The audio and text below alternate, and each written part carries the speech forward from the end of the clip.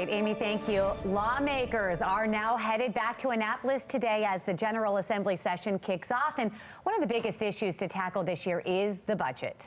Fox 45's Mackenzie Frost joins us live to talk about the deficit and what's on the table. A little bit of everything, Mackenzie.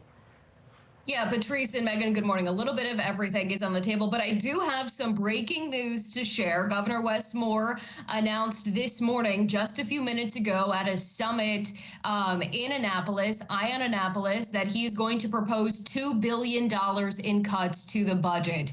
Now, this is big news. We're just hearing about it for the first time this morning. The governor's press secretary just tweeted about this. So we're hopefully going to get some more news and details about how the governor plans to actually do these $2 billion in cuts to the budget. Yesterday, the governor talked with us about what he wants to see on the table in terms of how they're going to address this nearly $3 billion in looming budget deficit. Here's what he said yesterday before the news of these proposed cuts.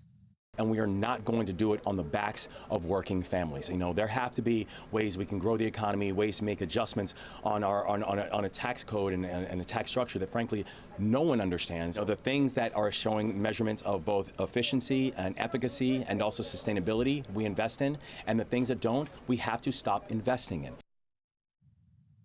And so again, the governor is talking about ways to make sure that the government runs efficiently, going through the budget with a fine-tooth comb. That again was before he announced these proposed $2 billion in cuts. Now, when I talked to the Senate President Bill Ferguson yesterday about this, he too said that raising taxes and generating new revenue was the last option on the table, but he did not take it off as a possibility. How do you plan to balance the wishes of Marylanders with the budget needs that we're seeing? You know, no one wants to just raise taxes willy-nilly. It's, in fact, if there's any way for us to move forward without having to look at revenues, that would be ideal.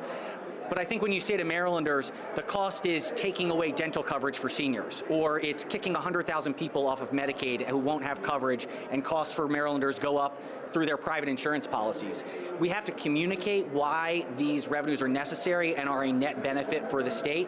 It's the last option on the table, but it's important that we protect our values and invest in our people. If we can't get there, we'll look at revenues, but we're going to do, if we have to, it'll only be in a way that is not increasing prices for Maryland families, and we'll really maybe be asking our wealthiest Marylanders to help contribute more to help us.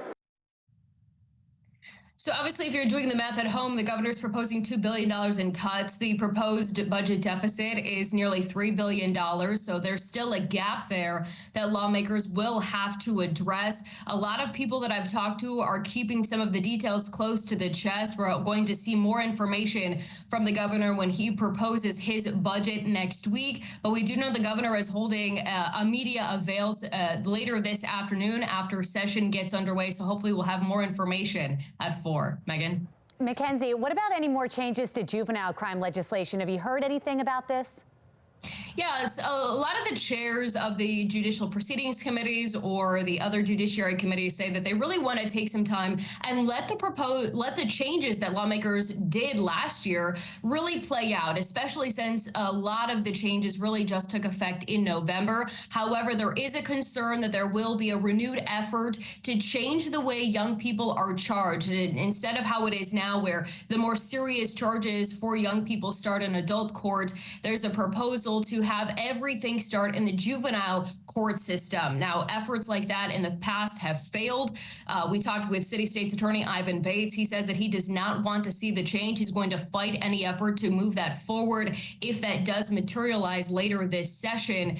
But today we'll have to wait and see in terms of any additional changes. But the budget will be the biggest one. We'll have to get down to Annapolis in just a little bit later today to see where people stand on these proposed cuts that we're just learning about from the governor. So stay tuned. This is a developing story, and it's going to be a very busy 90 days. Megan, Patrice. All right, Mackenzie, thank you. Looking ahead to our next half hour, after 2024 ended with the lowest homicide rate in a decade, who's responsible for that drop? Why Baltimore Mayor Scott is taking credit.